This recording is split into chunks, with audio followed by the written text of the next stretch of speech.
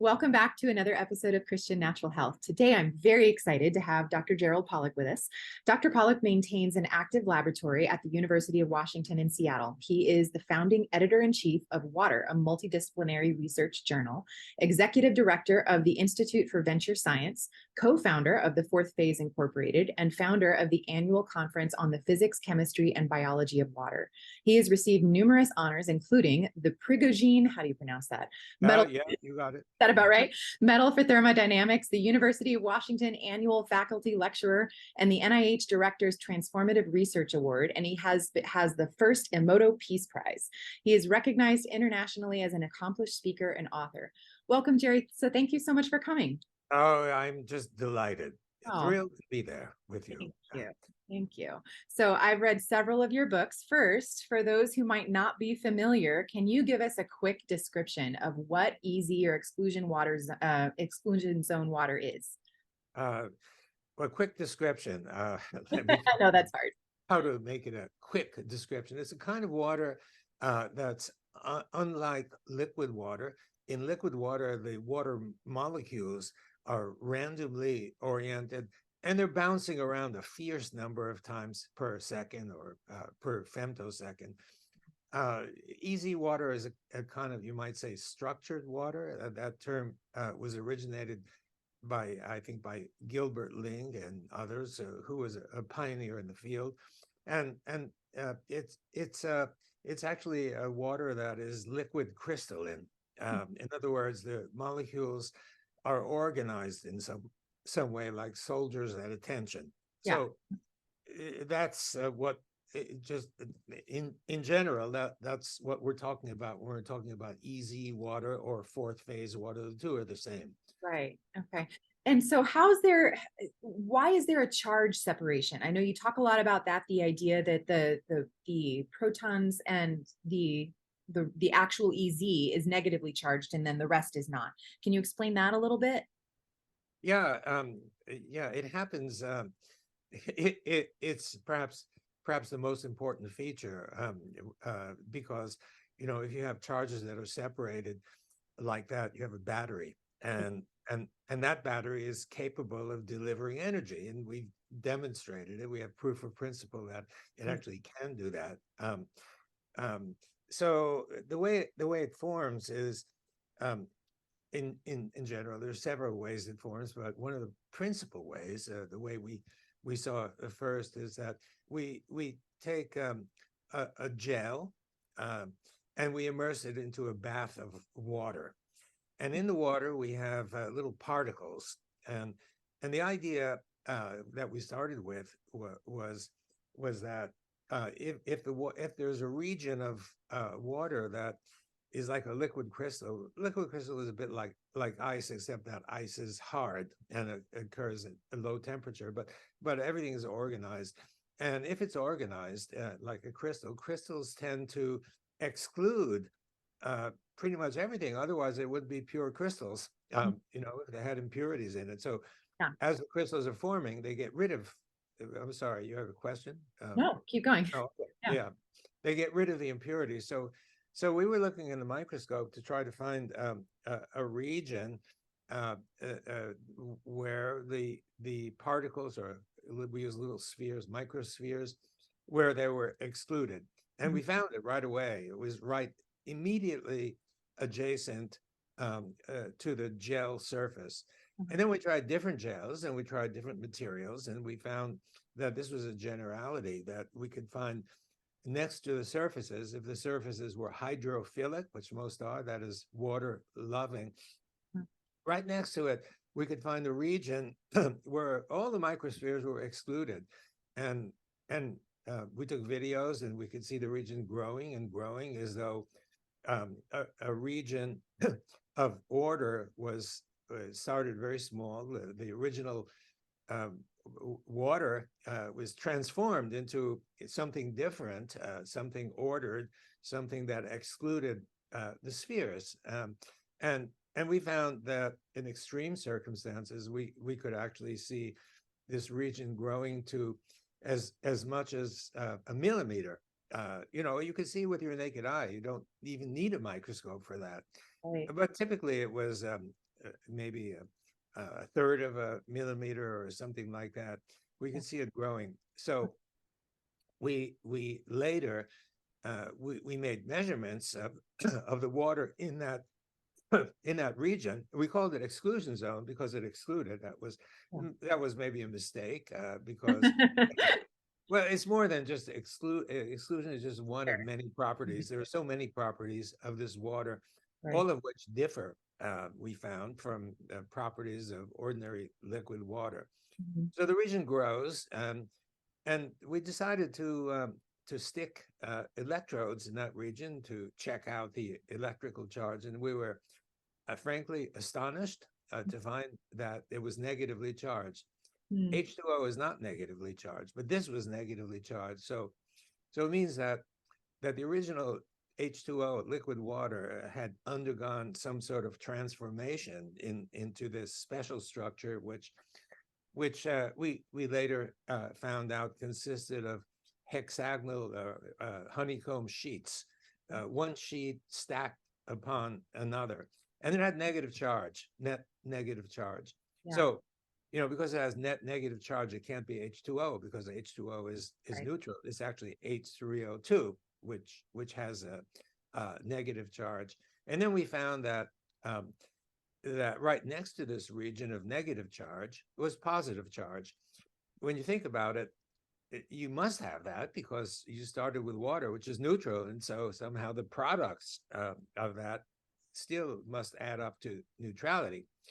So we wind up with a liquid crystalline honeycomb sheet-like structure, which many sheets stack upon one another with negative charge, and beyond that is positive charge. And one of the questions I'm going to answer, very few people ever ask, but this is a critical question. Please. You will know it instantly. So if you have negative charge and positive charge, what do they want to do? Oh, they want to combine, annihilate one another. So how is it? What I presented to you is that the EZ or fourth phase has negative charge, and right next to it or beyond it is positive charge. And everybody would expect, what keeps them apart? Well, what keeps them apart is the honeycomb nature of the EZ layers. So it consists of a whole bunch of hexagons, and those hexagons are so small that the positive charge, which consists of hydronium ions, that is protons latched onto water molecules or so-called positively charged water, can't get in.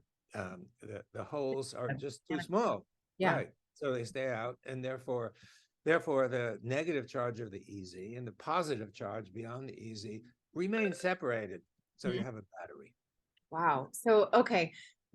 Delving a little bit into the idea of the battery. So you plugged in these electrodes. What kind of a charge differential do you actually get from that?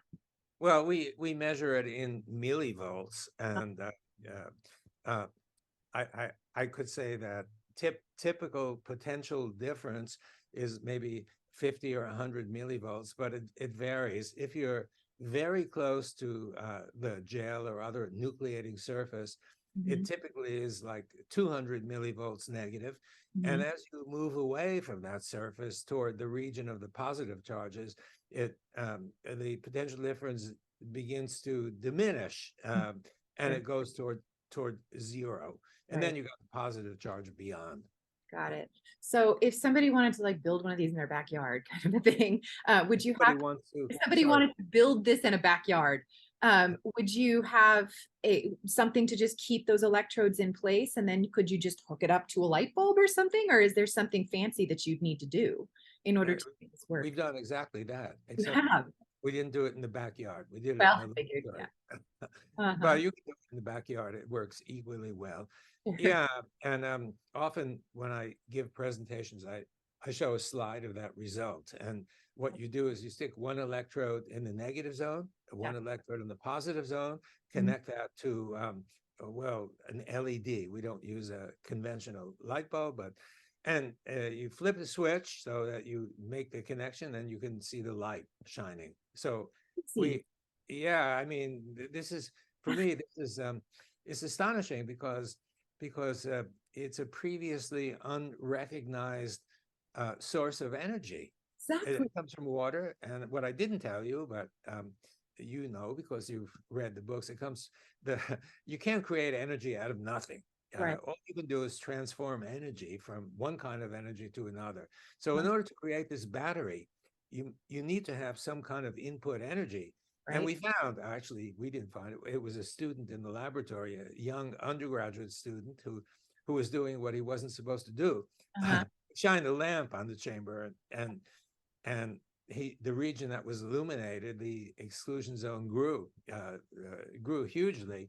Yeah. So he called me in, and and I'd been trying to think of where does the energy come from, because Right. Right. I knew that there had to be a source of energy, and Yeah. Yeah.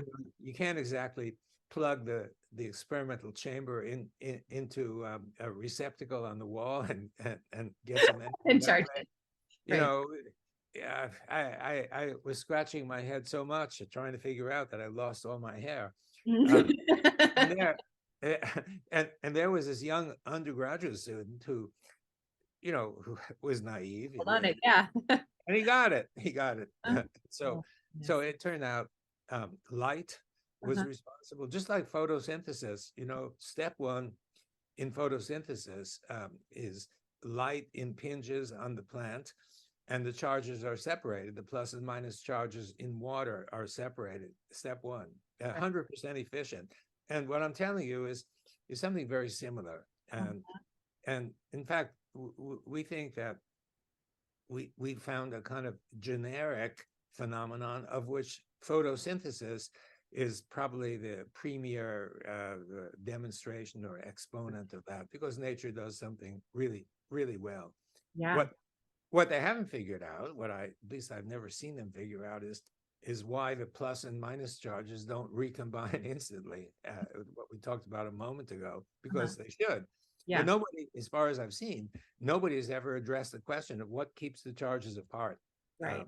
But I think maybe if the photosynthetic mechanism is similar to what we've found, the first step in photosynthesis, I mean, uh, then then the explanation should be the same, and it's the easy waters hexagonal honeycomb sheets that don't allow the positive hydronium ions to enter back in.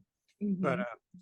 anyway, so the student found that light did it, and after we could see his demonstration, we decided it's really important to do some genuine experiments, and so we examined a wide spectrum of different wavelengths or colors, uh, ranging from the short wavelength, ultraviolet, through the visible spectrum from violet to red, and then beyond that, longer wavelengths, infrared.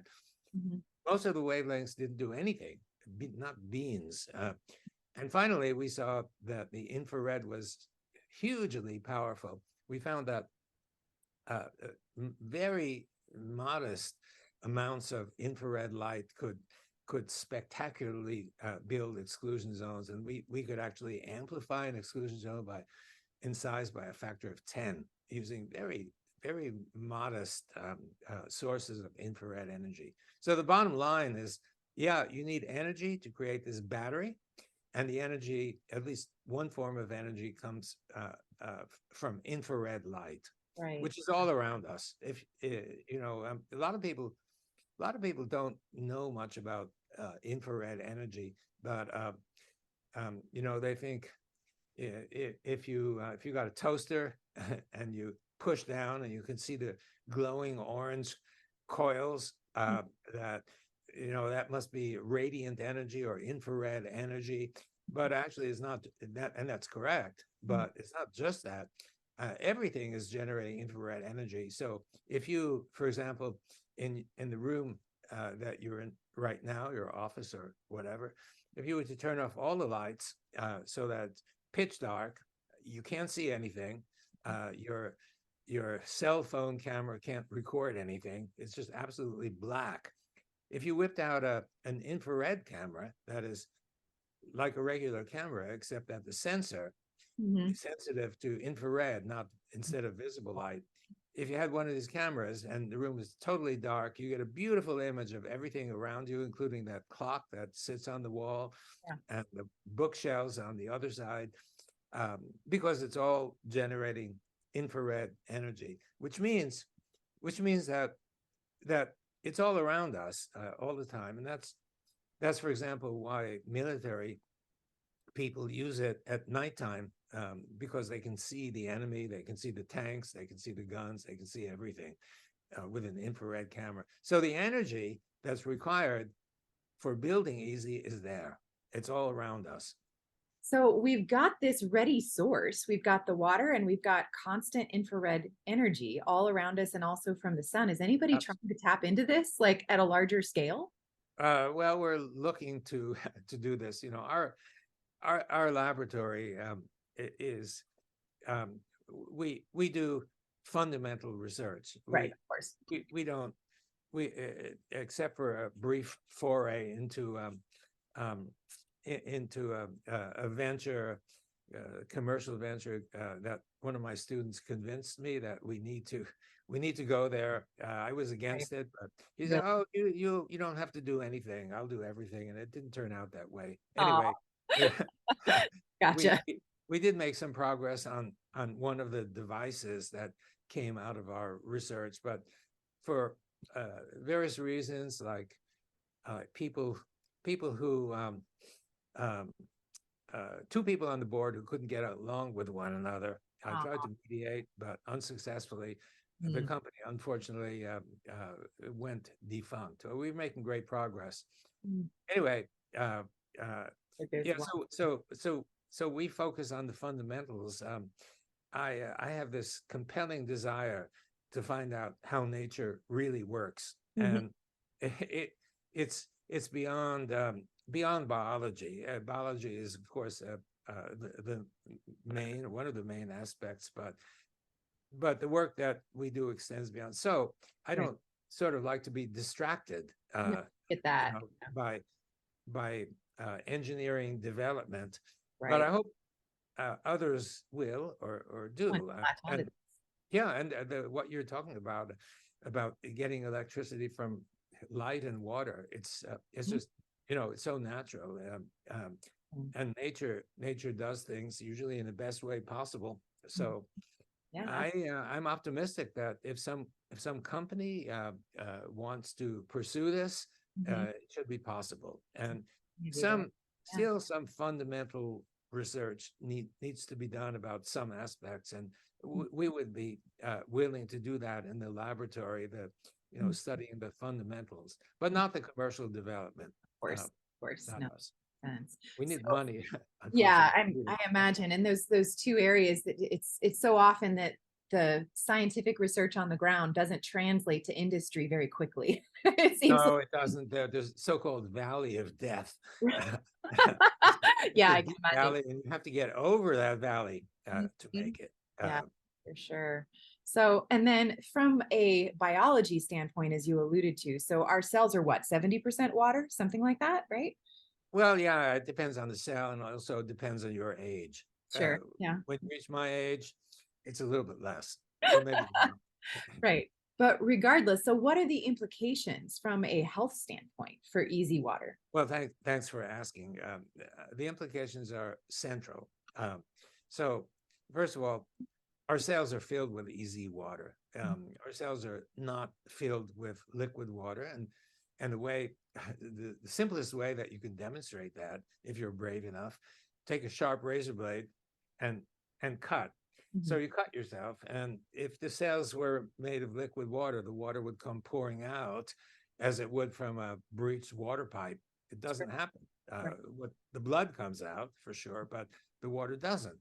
Mhm. And amplifying that is a word from several surgeons who told me, they'll cut deeply. That, for example, they'll cut right through a muscle, Mhm. deep inside, and the water doesn't come out; it stays in. So it's not liquid water. It's a water that's viscous, gel-like, and it sticks inside the cell. Mhm. And we understand that because inside the cell are lots of solids, with Mhm. hydrophilic surfaces, Mhm. and the water, easy water, sticks to those surfaces, so it doesn't come out. Mhm. So the water in your cells is not liquid water. It's EZ water, fourth phase water, or so-called structured water. Mhm. So that's one thing. Now, if that's true, and evidence suggests that it's true, um, then the generally accepted view that the negative charge inside the cell, negative electrical potential, the view that you read in the textbook is this has to do with membrane pumps and channels that allow various ions to go in and go out. It's a complicated story, and I think it's wrong. And the evidence that it's wrong, I've published a paper, and it's in one or two of my books. But I can simply say one thing, just that's highly relevant, and that is um, if the cytoplasm of the cell is pretty much like a gel, that's well established, and it turns out that if you stick an electrode into the gel, no membrane, no pumps, no channels, you get the same electrical potential as you would in the cell. Mhm. Very similar. That's been shown in various laboratories, including our own. Mhm. So if that's true, then there are no membranes, no pumps, no membrane, nothing, but still you get the same result. It's Right. hard to argue that, Yeah. that this potential comes from activity in the membrane, since there's no membrane. Yeah. That's just one argument of many. So Mhm. the electrical potential comes from. I'm sorry, you're about to ask a question, or is it just a? Well, no, I was. I'm trying to picture. So, as you described before, there's this separation of the easy and the bulk water. Inside the cell, it's all structured. Where's the bulk water? Is there any? Well, yes and no. Let me explain. In a healthy cell, Mhm. like for example, a muscle cell that contracts very well, Right. the water inside the cell is all easy water, giving you a negative charge. Okay. But what happens, as I describe in the Cells and Gels book, Mhm. Cells, Gels, and the Engines of Life, 2001, Mhm. the water undergoes a transition. It's the water and the proteins undergo a transition, so-called phase transition, phenomenon well understood in physical chemistry, and the water changes from the EZ, or fourth phase water, to ordinary liquid water, Okay. and Yeah. and then back again after, in a muscle cell, say after the contraction is over. Uh-huh. Um, and so when you ask the question, is the water inside the cell all easy water? Yes and no. Yeah. It depends on where So you. in a muscle cell, if the muscle cell is relaxed, Uh-huh. then it's all easy water, a healthy muscle cell. So Uh-huh. the water undergoes a transition with the proteins Uh-huh. to fold. Proteins are folded, and the water then becomes liquid water, and that's the cell doing what it's designed to do. Mhm. And when it's all over, the situation returns to the initial state. The water becomes ordered again, Uh-huh. and the proteins undergo or occupy their extended state. That's, in a word, that's the action of the cell. Right. It's so elegant. So, one thing that I think you described either in that book or possibly the other one is that there's two different ways in which energy is stored. It's the separation and it's also the charge, right? Am I getting that Right. right? Okay. Yes, you are. Exactly. So ATP, body's energy currency, that ends up happening as a result of some of the phase change. Like, how does one convert into the other? Okay. Well, I, um, I'm reluctant to be extremely controversial, uh, but I have to tell you. Um, so there's a fact that, or that you may not be aware of, and I think your listeners or viewers might not be aware of. So it was, I don't know, 80 years ago or something like that, that the idea came that ATP molecule had a high energy phosphate bond. Uh-huh. Everybody was excited about that because Uh, finally, the oh, source of energy could be found. okay. A year later, and if you want to find out about this, what I'm going to tell you, just look on Gilbert Ling's website. Though he passed, the website is still ongoing. It's gilbertling.org. Mhm. And there he describes that a year later, a different group of physical chemists wrote a paper saying these guys are wrong.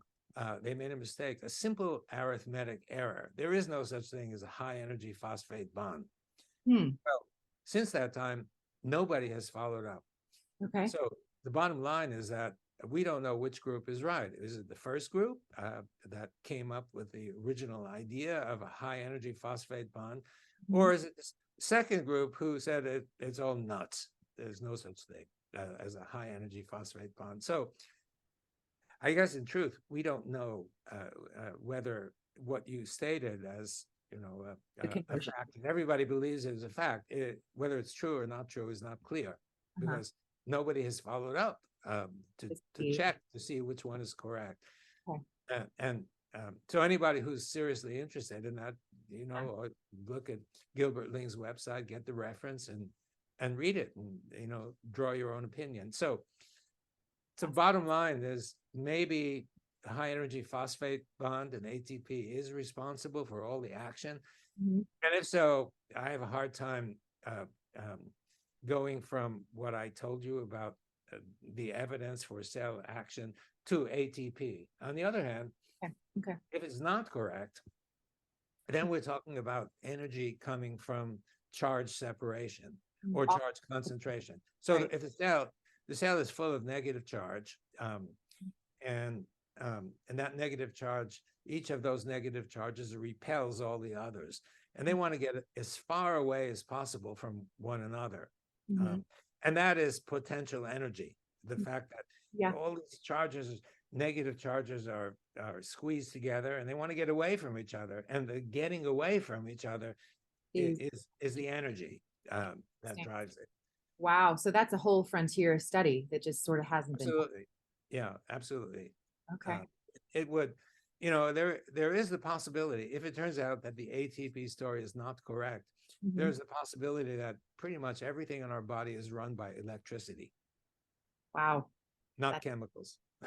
that's fascinating for sure. So, okay. So as far as the more EZ that you have in a cell, the healthier you are. Is that an accurate statement? Sort of? Yes, and the reason is that you need all this negative charge to convert to undergo the phase transition. Right. And if your cell is deficient in EZ, then it can't do what it's supposed to do, and then the cell is dysfunctional or even pathological. Mhm. And the remedy to that is to try to rebuild the EZ water to bring the cell back to health. Mhm. So what are some of the, so it sounds like sunlight is definitely a good way, and probably infrared sauna, right? Is, Both of those are absolutely good ways. Yeah, another way is drink a lot of water. yep. Another way is to do juicing, squeeze the freshly grown leaves to extract the liquid, which is essentially the intracellular water in Mhm. those plants filled with EZ. So Hmm. you're drinking the EZ directly. Um, And yet when it goes through your digestion, it's not like it gets disassembled and has to get reassembled. You absorb it just as is already. well, yeah. Let me explain. Yeah. There are two things that are relevant here. The first is that yeah, the stomach acid is highly acidic and ought to neutralize the water that you drink. On the other hand, the amount of acidic water, the volume is very small. And so if you drink a full glass of water, that small amount of stomach acid shouldn't result in very much neutralization. That's the first thing. The second is what I really think is going on is that as soon as you eat the food is essentially life, either plant life or animal life, which has a lot of easy water in it, and that's negatively charged. And so as soon as you eat the food, those negative charges will flow to any place in your body where there are fewer negative charges. The electrons are going to flow downhill. Mhm. So I think the electrons are extracted. And the evidence for this is maybe you have this experience. You're tired, run down, all you want to do is go to sleep. already you feel energized. This is the experience of, of many people. A little bit of food quickly gives you renewed energy. Mm-hmm. So how does it do it? Well, I think possibility exists that it's simply that the electrons from the food are extracted Mm-hmm. and used basically to rebuild easy water in your cell. Hmm. And Wow. we know that passing electrons into the cell builds easy water. We've done experiments, taking ordinary liquid water, Mm-hmm. and you put two electrodes in, and next to the negative electrode, easy builds. So Mm-hmm. all you need to do is put electrons in. Yeah. You don't even need the nucleating surface that I was talking about. Just putting negative charge in liquid water creates easy water. So that makes me think of things like earthing. And I think that's what happens when you, I'm sorry? Sorry, oh, I was going to say that makes me think of things like earthing, grounding, and being like near a waterfall where you're exposed to Yeah, negatively charged, particles in the air. All of that helps build it as well. Is that true? all of the above. Yes, All of the above. absolutely. Wow. So you got a wide range. And also, I would mention this is maybe less simple than all of those other expedients. Mhm. Uh, it, but hyperbaric oxygen therapy, we were curious about it because a former postdoc of mine reported to me he was working for a hyperbaric oxygen company, and he said, it's not just wounds that are healed by hyperbaric oxygen therapy. That was it was used originally for that. But he told me there are 29 different syndromes that are helped if you get into a hyperbaric oxygen chamber. Mhm. And so we wondered, whether hyperbaric oxygen might build EZ. That was, a simple hypothesis, because if so, we're talking about EZ throughout the body. It doesn't matter where or what the problem is. And we confirmed that high oxygen builds EZ water, high pressure builds EZ water. So you put the two together and it powerfully builds easy water. And I think that that's another expedient. It's not as simple, because you need a hyperbaric oxygen therapy Yeah, chamber, in order to get it. Yeah, yeah. but effective in doing that. And I think Sure. that's the reason why those chambers are so effective. Right. Uh, Well, and this also seems to imply at least one of the possible reasons why oxidative stressors are a problem, because they're going to strip away some of the electrons, right? Is that part of the right, underlying? right, And exactly. what about EMF? Has that been studied at all for this? Well, yeah, it's been studied by a number of people. We actually did some experiments. We put a router, Wi-Fi router, Mhm. next to a chamber where we had easy, Mhm. and the student found that when he turned on the Wi-Fi, it diminished the size of the easy. A Hmm. technical problem. The student graduated. I haven't been able to track the student or find him, Oh so no. we haven't we haven't published. But there's another group who wants to repeat the experiments, and I hope they do. A group, I think, of Germans, Mhm. because they asked me for all the protocols and such, and so I hope. And then there's the book, The Invisible Rainbow by Arthur Furstenberg. You nodding I your know the head. book. I haven't read it, but I know what it is. Yeah. Well, it's practically encyclopedic, demonstrating that every time a new advance in electrical energy and communication, whatever, came into being, there was always a pandemic that followed for a year or two after. Oh yes, I think I have heard that. Uh-huh. Amazing. I mean, and, his evidence, as I said, is encyclopedic. Mhm. You almost wish, okay, enough evidence, you've convinced me, but there's more and more and more. So Right. that book is really tremendous contribution to understanding. Uh, And so I'm sitting here with a laptop on my lap, Uh-huh. uh, not knowing exactly the impact, but I also have a cloth that is said to ameliorate the effects or absorb the energy. And whether it works, I'm not sure, but I'm trusting that it might What you got work. to do. Yeah, absolutely. Makes sense. So sort of speaking of water, what is your opinion of the hydrogen water phenomenon? Does that contribute to this at all?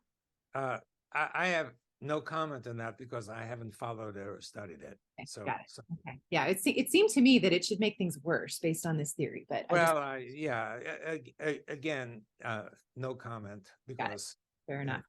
Yeah, absolutely. So let's see. And then you also said ultrasound is another way that you can build easy water as well, or agitation in general, right? Like blending. yeah, you can um, you can do that. Ultrasound, you know, we tried ultrasound, did some experiments in which we applied ultrasound. It's the same frequency as used for imaging, ultrasound imaging. Right. Uh, and and um, and so what we found in a series of experiments is you turn on the ultrasound, and first easy diminishes. And then you turn off the ultrasound, and the easy builds up and builds to much higher, Mhm. uh, much larger size than existed initially.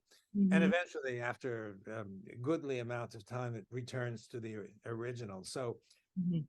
it seems, except for the The brief initial. period of time that it was on, the after effect is to build easy water. Mhm. And we haven't studied it anymore. We don't know whether um, it's pure easy water or whether it might be that bubbles formed and they have easy shells, and they actually added to the existing EZ, which made the EZ look bigger.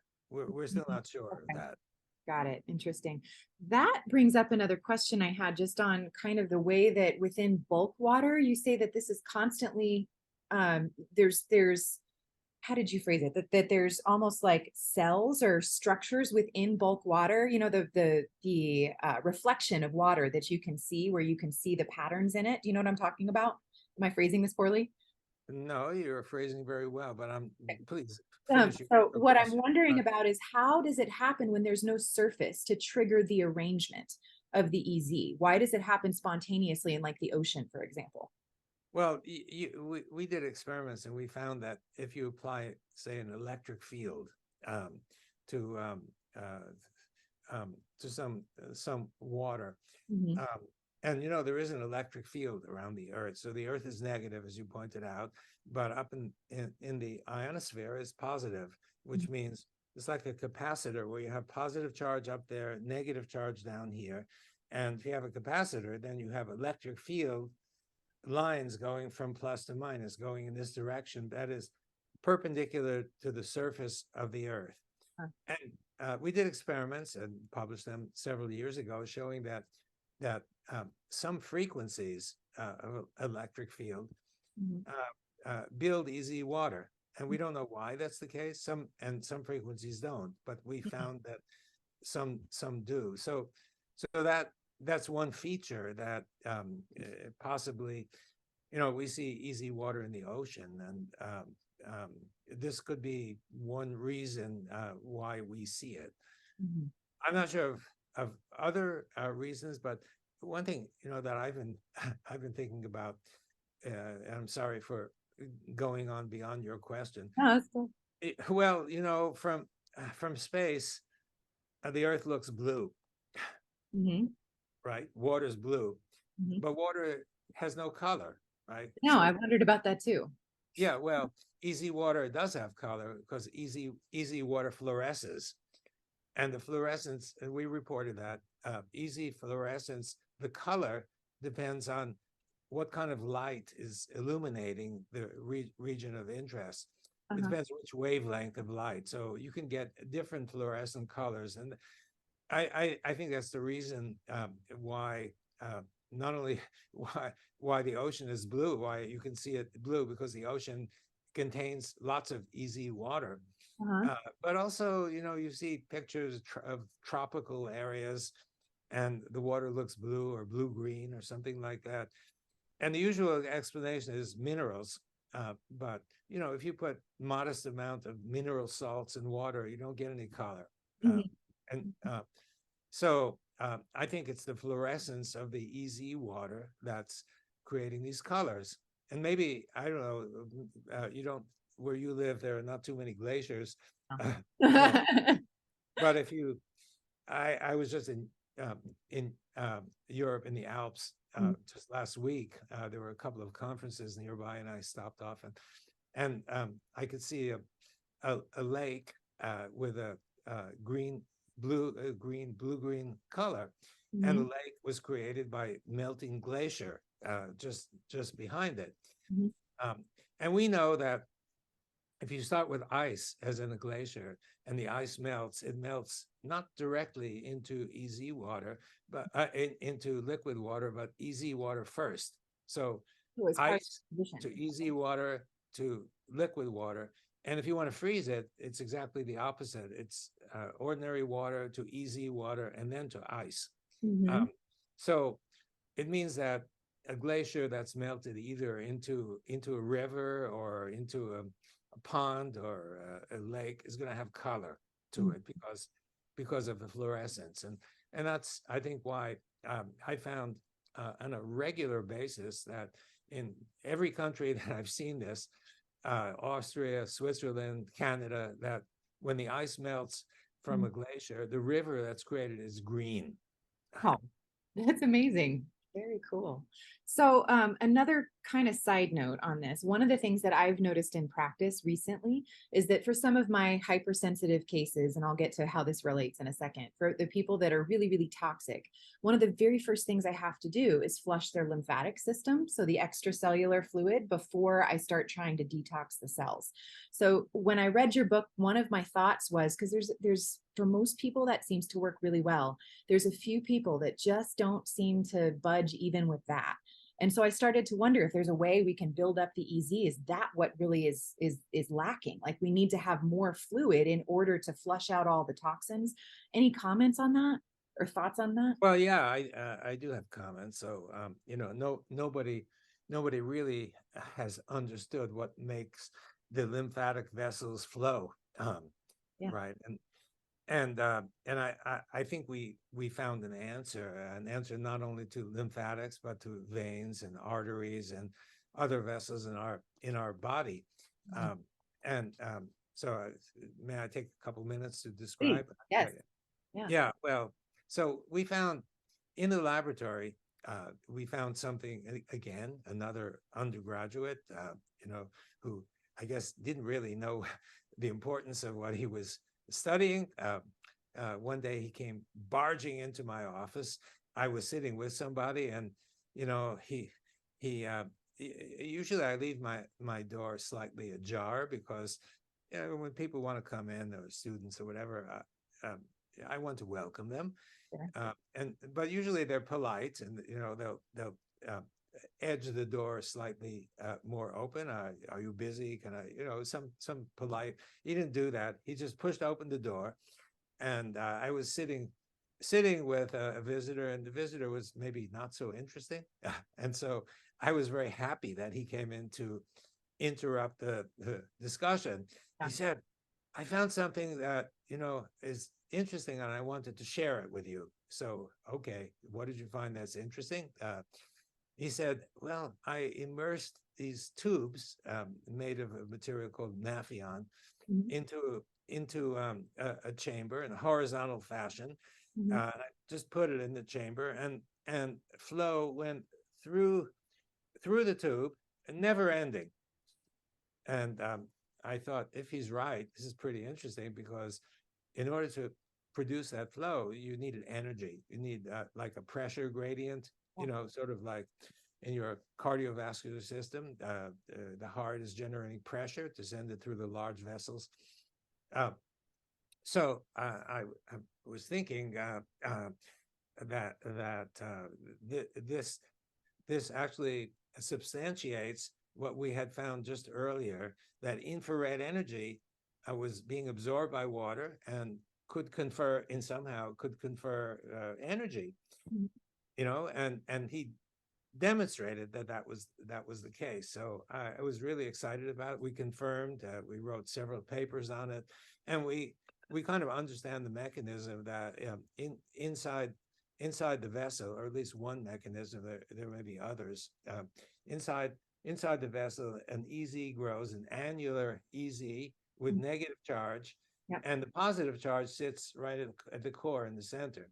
Mhm. And those positive charges repel each other, Mhm. and they're free hydronium ions, and they're going to exit at one end or the other end, Sure. Okay. depending on various factors. So that, and if the hydronium ions, that is positively charged water, exits from one end, it's going to draw new water in the back end, and Mhm. that one is the same thing. It will perpetuate itself, and so that's what we found. And then regarding the lymphatics, I'm getting to that. So I was in Russia, and I was visiting my friend Vladimir Vyakov, who is the effective head of the biochemistry department at Moscow University.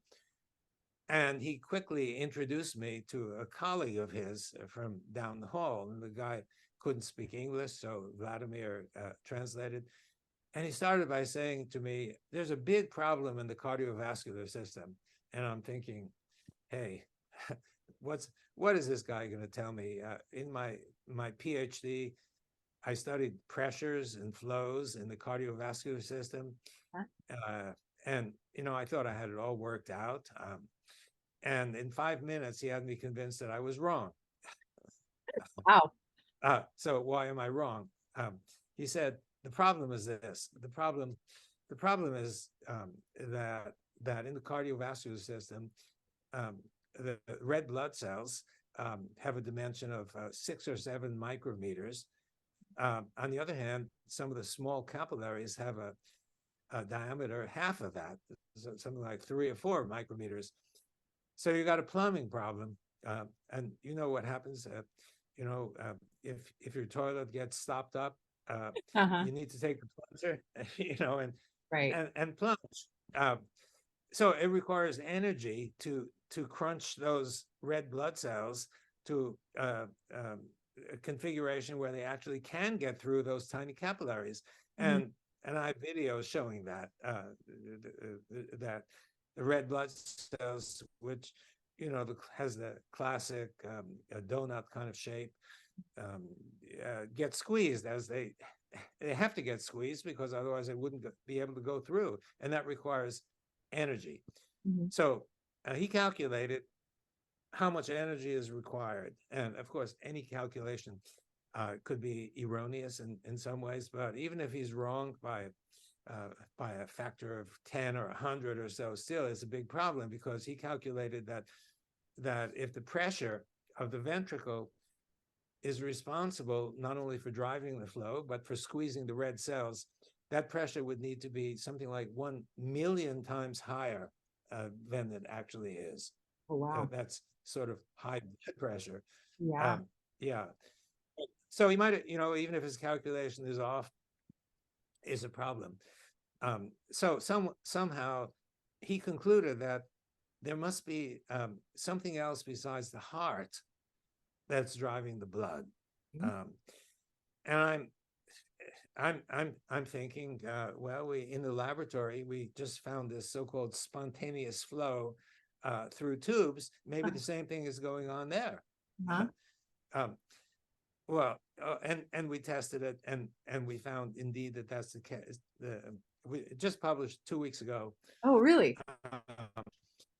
We tested the signature feature of this mechanism, namely that if we add infrared energy, it goes faster, and we found exactly that. So we concluded that in your cardiovascular system and in mine, I guess, not sure of mine, but it's run not only by the heart, but it's also driven by the vessels themselves, just Wow. like in the laboratory.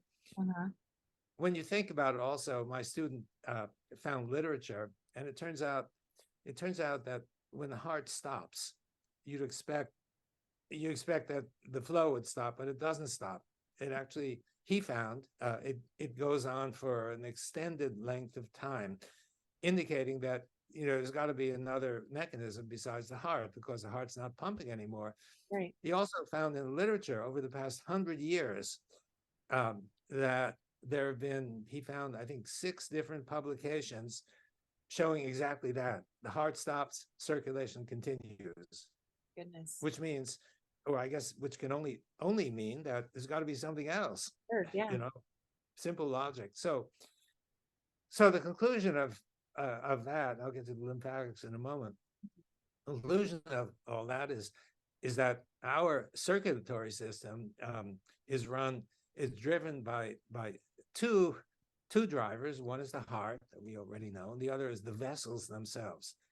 Wow. And we actually don't know how much of the energy comes from the heart and how much comes from the vessels, because the setup we used was not capable of demonstrating it. The reason is, when you stop the heart transitions from a pump to an obstacle, sitting there doing nothing. Right. And if the vessels are driving the flow, that flow meets that obstacle and slows down. Sure. So in order to find out, we got to remove the obstacle. And then, so it might be, the heart represents only a small fraction of the energy that's responsible for driving the flow. Or it might be the as thought now, the major contributor. We're not sure. At the same time now, if this flow occurs in the laboratory in various tubes, a whole lot of them we tried, and in the cardiovascular system, then of course it raises the question, well, what about the lymphatics? Why would that be exempted from it? And so I think that the lymphatic flow might actually be driven by this very same mechanism. We haven't written any papers on it, but it seems logical that that's the case. And if you put your hands on there, infrared from your hands, or the pressure can amplify that flow. That makes perfect sense. Yeah. So the idea of manually moving things, or there's herbs that will do it, but you could also do all of the things that will build EZ, and theoretically that would have a similar amplification effect. Absolutely. So, amazing. So what have I not asked you that you want to make sure you leave with our audience? General philosophy. Okay. Most of science today, the scientists are dotting the I's and crossing the T's. And we've had almost no scientific revolutions. We had lots of technological revolutions, like the computer that I'm using right now and such. But I'm talking about fundamental scientific revolutions, of the same magnitude as, say, the uncovering of the genetic code, that was 65 years ago. The splitting of the atom, that was 75 years ago. It's really hard to think of something like that that's happened in the past 30 or 40 years. And what's the reason for it? So, it might be said that everything that needs to be known, or that could be known, is already known. And I would challenge that immediately. The second reason is that scientists are less clever than they were. That might be. And the third reason is that there's some obstacle in the way science is getting done. And I think that's the case. So if, for example, if you had an idea, this is an example I'd like to give. You have an idea that the Earth is round, right? But everybody knows the Earth is flat. That's the prevailing view. It's flat Earth. Yeah. And you decide, you've got some, quote, preliminary evidence that the Earth is round, and you want to get money to get more evidence. Your preliminary evidence is you've assembled some photos taken from satellites and from the moon, and you could see the curvature. And you've also decided to take off from where you are, go west, and land in San Francisco, and then Tokyo, and then Beijing, and Afghanistan, and London. Keep circling the Earth, and you come back to the same place. And so it looks like that also is, good evidence that the Earth is actually a sphere and is not a flat sheet. And you assemble that evidence and you write a proposal. Please give me money, either a National Science Foundation or whatever foundation. And and your application is received by the gatekeeper, a conscientious young maybe flunky or not, or whatever, who gets this job being the gatekeeper and sees, oh, this proposal from Lauren, I don't know her, but this is a pretty radical idea. I would better, in order to make sure that it's properly reviewed, I better recruit the world's experts on the shape of the Earth to see whether this is real, because if it's real, it's really important, or it's flaky. And so who are those reviewers? Well, they're the experts in flat Earth, right? Because everybody thinks so. So what you're proposing is to step on their toes. Of course. You're right, they're wrong. And you know human nature. It doesn't work very well. And so it's the system that I mean, you could be spawning a scientific revolution if you're right about the round Earth, but the system doesn't allow you to do it. And you know, most scientists are clever enough to figure out that they better not challenge the status quo, because they're going to fail. And if they fail, it may be that they won't be able to put bread on the table of their families. Some people are supported; their own salaries are supported by grants. So you have to be careful about that. I hesitate to use the word corrupt because the system is not really intended to be corrupt, but it suffers this kind of serious problem, and I think that may be the reason why we've had no scientific revolutions. We need revolutions. We need them badly because you know, revolutions inevitably lead to new technologies, and we need these new technologies to help solve the many problems of the world, but we're not getting them. We're just getting incremental improvements. So I think that,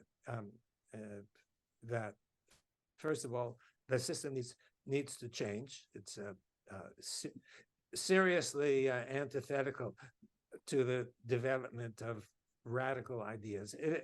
We're impacted just as well. It's almost impossible, you know, with our, you might say, radical views of biology and beyond, to get money. It's a real struggle, and in order to keep going, we need funding, but it's really hard to get funding for the reasons that I just mentioned. Right. And so, at the risk of belaboring the point, I just want to say that it's really important to study fundamentals. You know, we don't. For example, any foundation that we like to build on needs to be secure. It needs to be firm.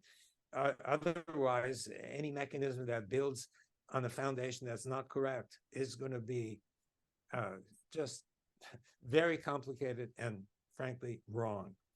So, my view is that, you know, somehow we should not hesitate to go down to the deepest foundational levels and build up from there. Yeah. And well, I'm trying to do that. I've got 2 books coming, and one of them is actually on the second one is on the structure of the atom. Oh, wow. Really? Well, yeah. I mean, we learn that the atom is like a solar system. You know, we learned that in middle school, but how do we know it's correct? It was put forth by a human being. Sure. You know, and human beings can be wrong, although we like to think they're right. It's been in the textbooks for 5 generations. You know, and is it right? So I think, convince you in 2 minutes that there's something fundamentally wrong. If I may, just please. Yeah. Okay. So you have a nucleus. Nucleus consists of, in theory, consists of protons and neutrons. The neutrons are neutral; they're just sort of like dead weight. The protons are positively charged. You squeeze positive charges together. What do they want to do? Repel. So the nucleus should explode. Now, the physicists recognize this fundamental problem, and they invented something called, quote, the strong force. Yes. So no evidence for no Nope. independent evidence. It just sort of glue that was invented to hold it all together. Interesting. Yeah, and then I'll give you one more, but there are a half dozen. Mm. One more is that nucleus is positively charged, Mhm. electrons are negatively charged. Mhm. I learned in middle school that minus and plus attract one another. Right. Therefore, why don't those electrons attracted to the nucleus collapse onto the nucleus, basically meaning that there's no atom anymore, it's just a Annihilate. point. Yeah.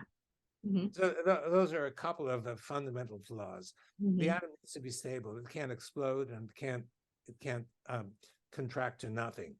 Mhm. And so I've indeed come up with an alternative model that I think explains the evidence better. Wow. I'm giving you this just as an example Yeah. of that. We really need to be sure of the foundation. If we're not sure of the foundation, everything will be super complicated. That's where we are today. Sure. Yeah. It's the Occam's razor thing, right? The idea The of Occam's razor thing, exactly. Right. Yeah. Yeah. Simplicity. Nature operates on simplicity. Mhm. I So when's think that that, book coming out?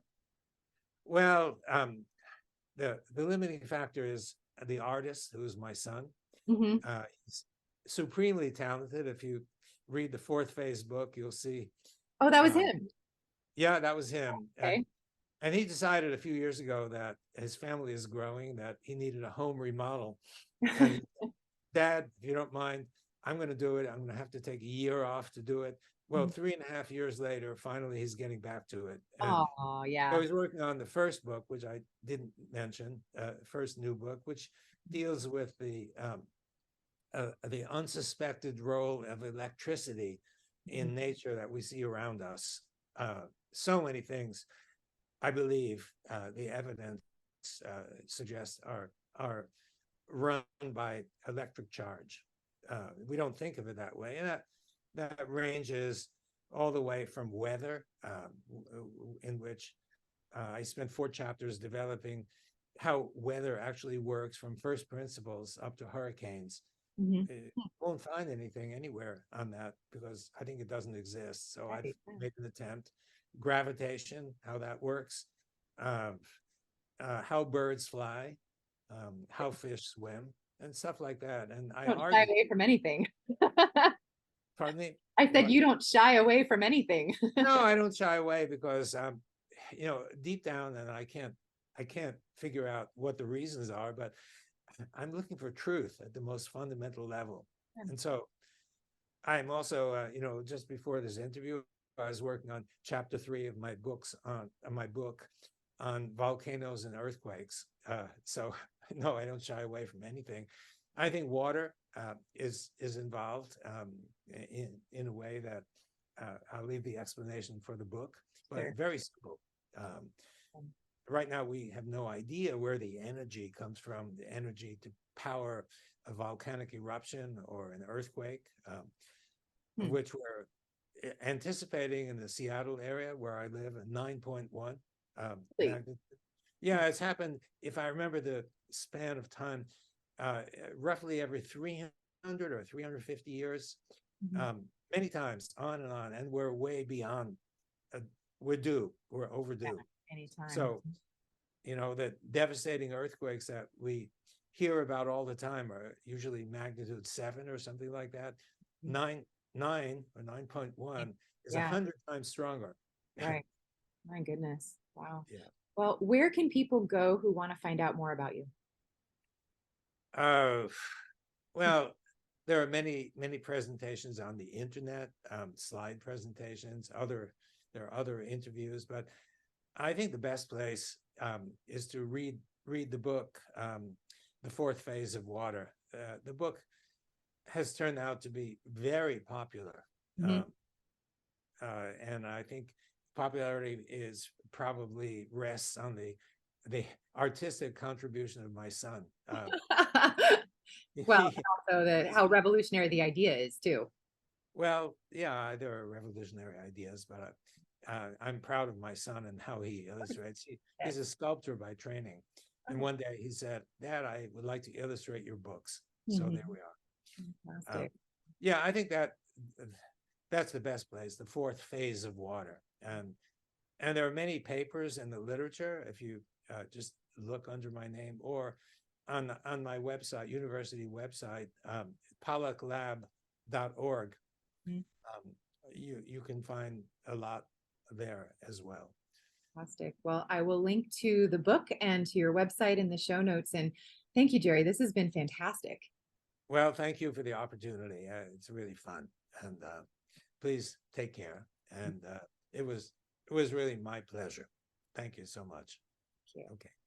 Are you looking for a holistically minded healthcare practitioner who truly treats root cause rather than symptom suppression? Unfortunately, even in the alternative healing professions, this isn't a given. That's why I've created wholehealthdoctor.com, a resource to help connect patients to healthcare practitioners in their area who share a root cause philosophy. Alternatively, most of the practitioners listed also practice telehealth. So if there isn't anyone local to you, you can still find a great practitioner to help you regain optimal health. Go to wholehealthdoctor.com. That's wholehealthdr.com. Type in your location or adjust the specialty that you're looking for and find the practitioner who's right for you.